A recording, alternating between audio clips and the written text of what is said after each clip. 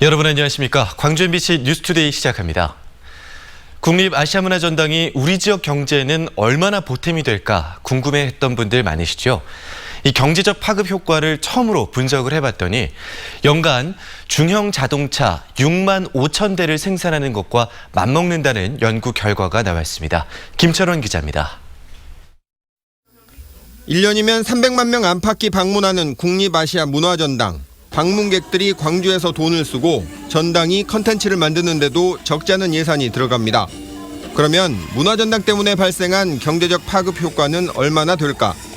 문화전당이 한국문화관광연구원에 분석을 맡겨봤습니다. 지난 2016년부터 작년까지 3년 동안 생산 유발 효과 8,430억 원, 부가가치 유발 효과 6,157억 원에 취업 유발 효과는 만여 명이라는 결과가 나왔습니다. 작년 한 해치만 따로 놓고 보면 생산과 부가가치 효과가 5,100억 원, 취업 유발 효과가 3,800여 명으로 중형차 6만 5천 대를 생산하는 것과 맞먹었습니다. 다른 대규모 문화예술 기관과 비교해도 손색이 없었습니다. 전당이 광주 지역의 도소매 음식점업을 활성화시킨 것도 맞고 전당이 경제적 파급 효과도 상당히 크게 만들어 놓은 것도 맞아요. 다만 경제 효과의 절반 정도는 관람객들의 지출이 아니라 예산에서 나온 것으로 분석됐습니다. 또 경제적 파급 효과가 광주, 특히 동구 지역에 머물러 있다는 점도 한계로 지적되었습니다.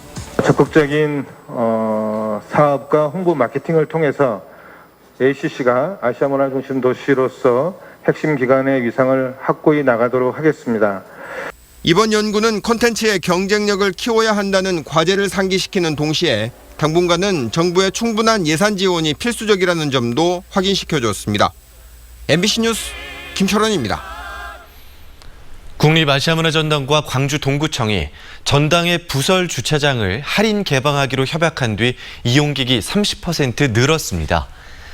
아시아문화전당은 지난 7월 한 달 동안 부설 주차장을 이용한 차량이 만여 대로 협약 이전인 6월보다 30% 늘었다고 밝혔습니다. 또 주차장 이용 차량 만여 대 가운데 22%가 동명동의 협약업소를 들른 것으로 분석돼 상권 활성화와 주차난 해소에 기여한 것으로 보인다고 설명했습니다. 문체부가 옛 전남도청을 복원하기 위해 전담 조직을 신설하는 내용의 시행령 개정안을 국무회의에서 의결했다고 밝혔습니다. 옛 전남도청 복원 추진단은 고위 공무원을 단장으로 하고 문체부와 광주시, 민간 전문가 등 24명으로 구성될 예정입니다. 문체부는 전담 조직 문제가 풀린 만큼 복원 사업에도 탄력이 붙을 것으로 기대했습니다. 오늘은 대체로 흐린 가운데 비 소식이 들어 있습니다. 현재 광주의 출근길은 구름 대체로 많은 모습이고요. 일부 전남 지역에서는 이미 비가 시작됐습니다. 오늘 낮부터는 광주 전남 전 지역으로 비가 확대되겠고 이 비는 내일까지 이어지겠습니다. 내일까지 광주 전남 지역에서는 50에서 100mm의 비가 내리겠고요. 많은 곳은 150mm 이상의 많은 비가 집중되겠습니다. 오늘부터 내일까지 비가 이어지겠지만 오늘은 산발적인 비가 이어지겠고 내일 새벽부터 내일 오전 사이 많은 비가 집중되겠습니다. 지역에 따라 시간당 30mm 이상의 강한 비가 내리는 곳도 있으니까요. 비로 인한 피해가 없도록 대비 잘하셔야겠습니다. 비가 시작되는 오늘도 낮 기온은 높게 오르겠습니다. 광주의 한낮 기온 31도 안팎으로 어제만큼이나 덥겠습니다. 날씨 정보였습니다. 광주형 일자리를 실현할 자동차 공장 합작법인이 우여곡절 끝에 출범했습니다. 관심을 모았던 합작법인의 이름은 광주 글로벌 모터스로 결정이 됐고 초대 대표이사는 박광태 전 광주시장이 맡게 됐습니다. 송정근 기자입니다. 광주형 일자리 논의가 시작된 지 5년여 만에 사회 대통합 일자리를 구현할 기업체가 드디어 모습을 갖췄습니다. 출범식을 겸한 발기인 총회에서 합작법인 이름은 광주 글로벌 모터스로 결정됐습니다. 광주형 일자리 모델을 구현할 사업이자 세계 시장을 향해 힘차게 도약한다는 의미를 담고 있습니다. 자동차 공장 합작법인의 총 사업비 5,754억 원 가운데 자기자본금 2,300억 원이 갖춰졌습니다. 1대 주주는 광주시가 출자한 그린카진흥원, 2대 주주는 현대자동차, 3대 주주는 광주은행이 이름을 올렸습니다. 자동차 공장은 친환경화, 디지털화, 유연화를 통해서 지속 가능성, 수익성, 확장성 등 3대 목표를 실현해서 세계적 기업으로 성장해 갈 것입니다. 초대 대표이사로는 박광태 전 광주시장이 선임됐습니다. 산자위원회에서 활동한 3선 국회의원으로 중앙정부와 경제개화의 가교 역할을 잘 할 수 있는 적임자로 평가됐습니다. 이사 3명 가운데 나머지 2명은 2, 3대 주주인 현대차와 광주은행이 추천하고 노동계에서도 2명을 추천할 예정입니다. 우리 지역 일자리 창출과 지역경제 활성화에 기여하는 것이 광주은행의 맡은 바 소임이라고 생각하고 있습니다. 광주 글로벌모터스는 모든 창립 절차가 완료됨에 따라 조만간 법인 설립 등기를 완료하고 이달 중에 업무를 시작합니다. 또 앞으로 추진할 사업이 사회 대통합형 일자리 사업인 점을 감안해 증자할 때 시민들도 참여할 수 있는 방안도 검토하고 있습니다. MBC 뉴스 송정근입니다. 이처럼 광주형 일자리 사업은 여러 난관을 헤치고 출항을 시작했습니다. 노사 상생 모델로 전국적인 주목을 받으며 돛을 올리긴 했지만 성공을 거두기 위해서는 여전히 풀어야 할 숙제들이 남겨져 있습니다. 이계상 기자입니다. 임금을 줄여 양질의 일자리를 늘리기 위해 탄생한 것이 바로 광주형 일자리 모델입니다. 광주시와 현대자동차가 이 꿈을 실현하기 위해서 자동차 공장 합작 법인을 출범시켰습니다. 간신히 첫 발을 내딛긴 했지만 구미와 울산, 강원, 군산 등지에서 비슷한 방식으로 일자리 사업이 시작되면서 광주와 다시 경쟁할 가능성이 높아졌습니다. 하나같이 자동차 관련 산업에 뛰어들면서 중복 투자, 공급 과잉 우려가 제기되고 있습니다. 광주를 좀 더 성공적으로 해야지 뒤에 따라오는 프로젝트들이 잘 갈 거기 때문에 그런 차원에서라도 저희 정부에서도 광주의 적극적인 성공을 그렇게 바라고 있다. 여기에다 광주형 일자리 공장에서는 경영 SUV 차량이 생산될 예정이어서 사업성과 수익성이 담보될 수 있을지 기대보다는 우려하는 시선이 적지 않습니다. 결국 전기차나 수소차 등 친환경 차량을 생산할 수 있는 공장으로 진화해야 할 텐데 이를 위해서는 막대한 투자가 뒤따라야 할 것으로 전망됩니다. 신규 공장의 생산성을 높여야 하는 상황에서 노사 상생의 모델을 제대로 만드는 일도 만만치 않습니다. 2대 주주인 현대차가 추천하려던 이사가 반노동계 인사라는 이유로 진통을 겪으면서 이사 추천 절차를 다시 밟도록 결정됐습니다. 노동계가 오고 신설법인 오고 연결할 수 있는 고리가 만들어져야 한다고 생각하고 있습니다. 광주형 일자리 사업에 대한 정부 차원의 지원 근거를 마련하기 위해서 국회에 상정돼 있는 국가균형발전특별법 개정안을 하루빨리 처리하는 일 역시 중요한 과제입니다. MBC 뉴스 이계상입니다. 역대 최대 규모인 2조 6천억 원의 국비를 확보하기 위해 광주시가 총력전에 나섰습니다. 광주시는 더불어민주당 광주시당과 간담회를 갖고 내년도 광주시 국비 지원 예산을 2조 6,200억 원으로 늘리기 위해 당정 협력을 강화하기로 했습니다. 광주시가 정부에 요청할 국비 지원 사업은 한국수영진흥센터 건립과 인공지능 중심 산업융합집적단지 조성, 문화기술연구원 광주 설립 등 광주의 미래 먹거리 산업 분야가 포함되어 있습니다. 광주의 나들이 명소 가운데 하나인 동명동의 건물주들과 임차 상인들이 둥지 내몰림 방지 등을 위한 협약을 체결했습니다. 협약식에 참석한 건물주 30명과 상가 임차인 80여 명은 지역 상권의 활성화와 지속 가능한 발전을 위해 임대차 보호법을 준수하고 적정 수준의 임대료를 유지하기로 했습니다. 또 쾌적한 영업 환경과 거리 환경을 조성하기 위해 함께 노력하기로 했습니다.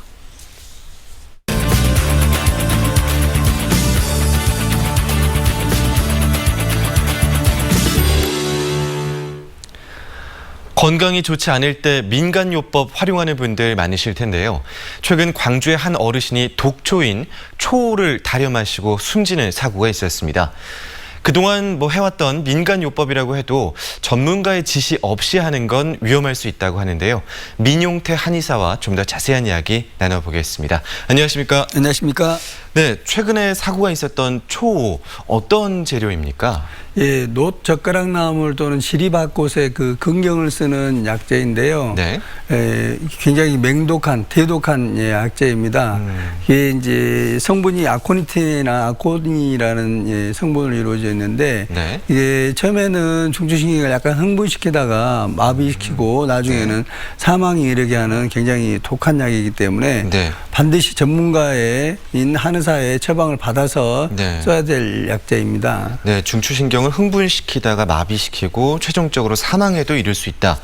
네네. 굉장히 위험한 약재인 것 같은데요. 네네. 시중에서 어렵지 네네. 않게 구할 수 있다고 하더라고요. 네, 한약에는 의료용과 식품용으로 구분되어 있는데 네. 의료용은 이제 한의사와 허가받은 제약업사만 이렇게 제약회사만 이렇게 쓸 수 있는 거고 네. 또 그런데 이제 전국에 이게 야생으로 네.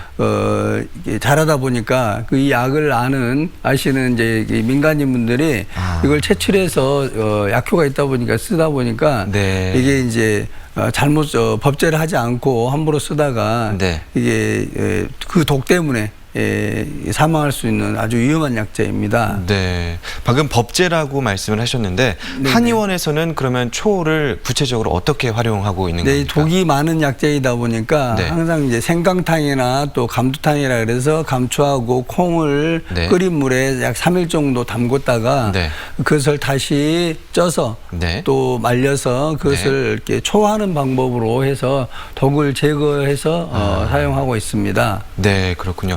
충분히 이렇게 한의사가 독을 제거하고 법제하는 과정을 거쳐서 네네네. 그러니까 처방이 있어야 된다는 거군요. 네, 그렇죠. 이제 한 가지만 쓰지는 않고 네. 주로 신경통이나 관절염 이런 쪽에 많이 쓰기 때문에 거기에 관련된 약재와 같이 혼합해서 달여서 쓰는 약재입니다. 네, 이 부분을 시청자분들께서 주의해서 들으셨기를 바랍니다. 흔히 또 민간요법으로 활용하는 재료들 중에서 주의해야 될 재료들이 어떤 것이 있을까요? 딱 한 가지만 말씀드리면 네. 벌침을 많이 맞으시는데요. 아, 네, 맞습니다. 그게 이제 10만 명당 한두 명 정도 이 벌독에 대해서 알러지가 있습니다. 사전에 알러지 테스트를 하지 않고 벌침을 맞았다가 사망하실 수가 있는데 네. 반드시 한의사에 또 그것도 처방을 받아서 먼저 스킨 테스트를 한 다음에 알러지가 없는 걸 확인하고 네. 치료하시면은 관절염이라든지 각종 염증 치료에 굉장히 좋은 효과가 있습니다. 네, 그렇군요. 벌침에 대해서도 주의할 점을 말씀해 주셨고요. 민간요법을 적극 활용하는 분들이 참 많습니다. 네네. 그분들께 좀 주의나 당부의 말씀 마지막으로 부탁드려도 될까요? 네, 이제 민간요법 쓰는 약재들이 약재도 있고 버섯도 있고 그러는데요. 네. 그 함부로 쓰시는 것보다는 전문가인 한의사의 도움을 받으셔서 쓰시면은 큰 사고 없이 좋은 치료 효과를 보실 수 있을 거라고 생각합니다. 네, 알겠습니다. 오늘 민용태 한의사와 자세한 이야기 나눠봤습니다. 나와주셔서 고맙습니다. 네, 감사합니다.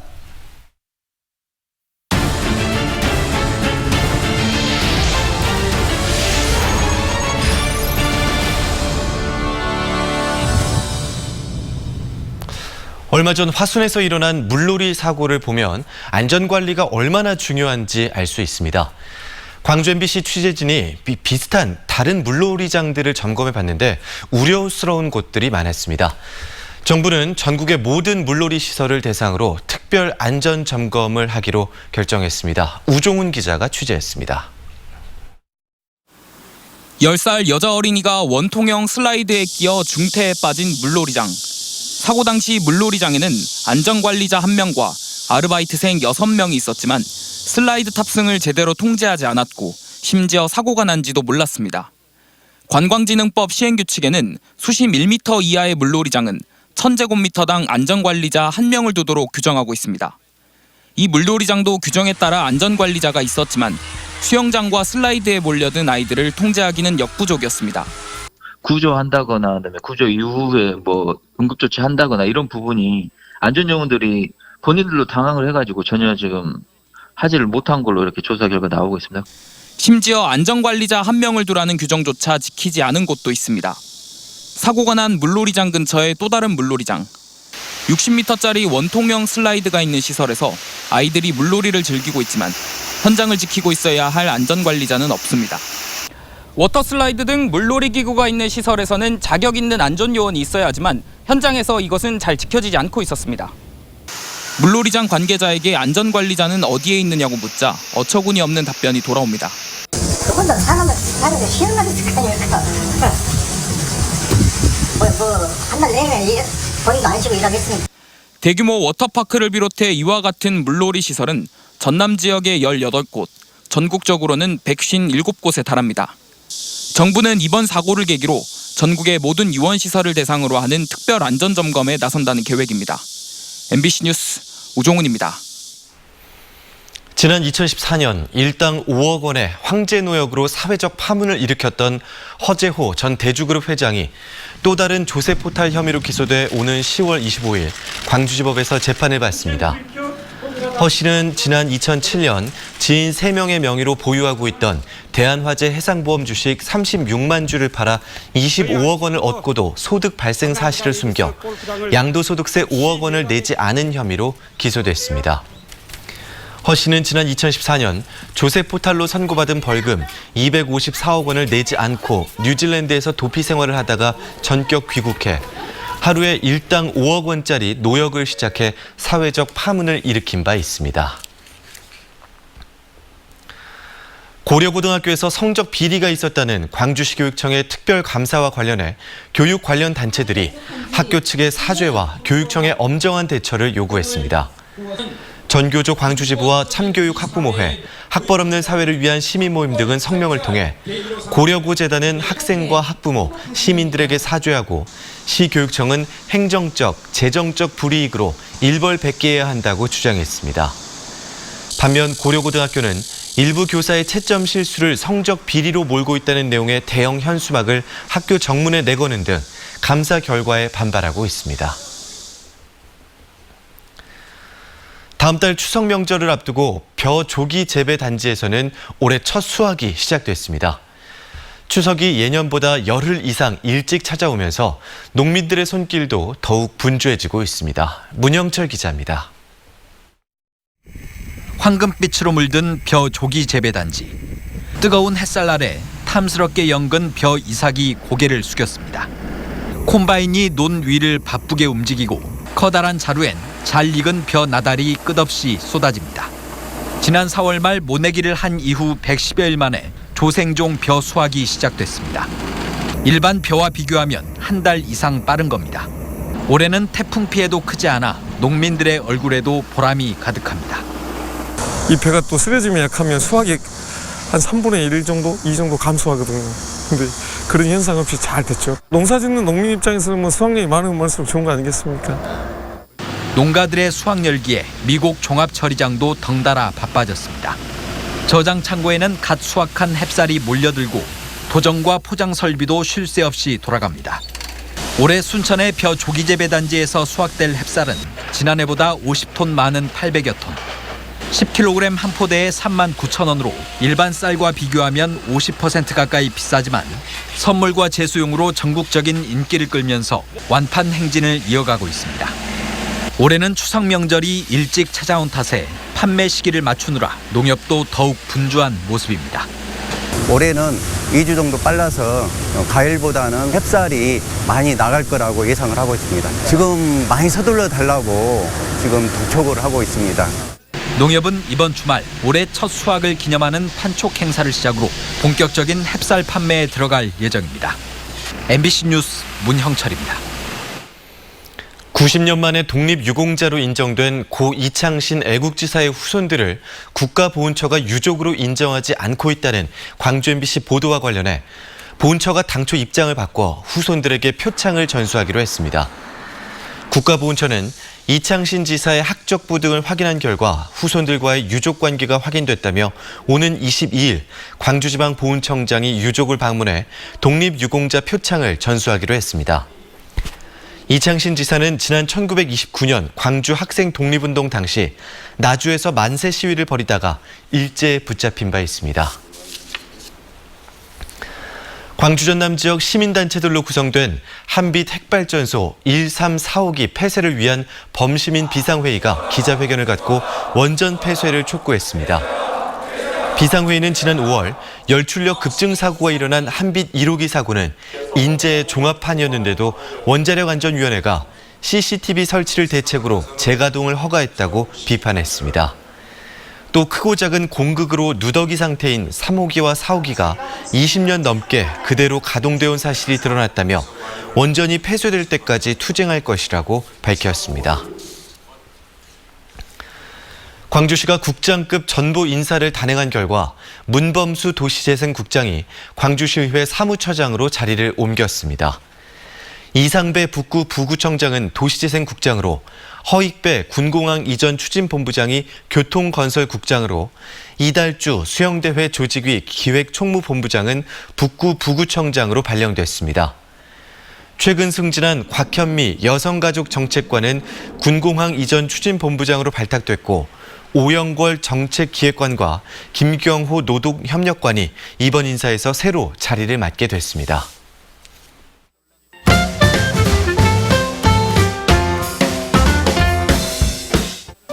매월 둘째 주 토요일 사회적 가치를 배울 수 있는 체험 부스가 지하철역에서 운영됩니다. 공항역과 김대중 컨벤션센터역, 남광주역, 금남로 4가역과 문화전당역, 학동 증심사 입구역 등 총 6군데 지하철역이 대상인데요. 크레파스 리사이클링이나 심폐소생술 교육, 에코백 만들기 등에 참여할 수 있습니다. 자원봉사센터 누리집을 통해 신청하면 봉사활동 시간 3시간도 인정됩니다. 오늘 오후 6시 광주광역시 학교 밖 청소년 지원센터에서는 학교 밖 청소년을 위한 대입 설명회가 열립니다. 시교육청 소속 진로진학 교사들이 수시 지원 전략과 맞춤형 대입 상담을 진행하는데요. 올해는 특히 광주권 대학 13군데도 참여해 진로 상담을 도울 예정입니다.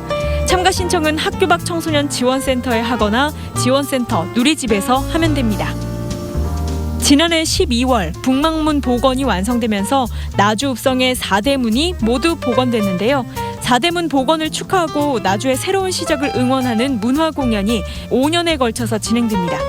첫 공연이 이번 주 금요일 오후 7시 나주시 산정동 북망문 앞에서 열리는데요. 음악 공연과 시낭송, 미디어 파사드 공연 등이 펼쳐집니다. 광주 전남 지역 조소과 출신 작가들의 모임 21세기 정신 조각회 초대전이 시립미술관 금남로 분관에서 28일까지 열립니다. 깨어나다를 주제로 테라코타, 나무, 브론즈 등을 활용한 작품들을 선보이는데요. 다양한 이슈에 대한 작가들만의 개성 넘치는 시각을 확인할 수 있습니다.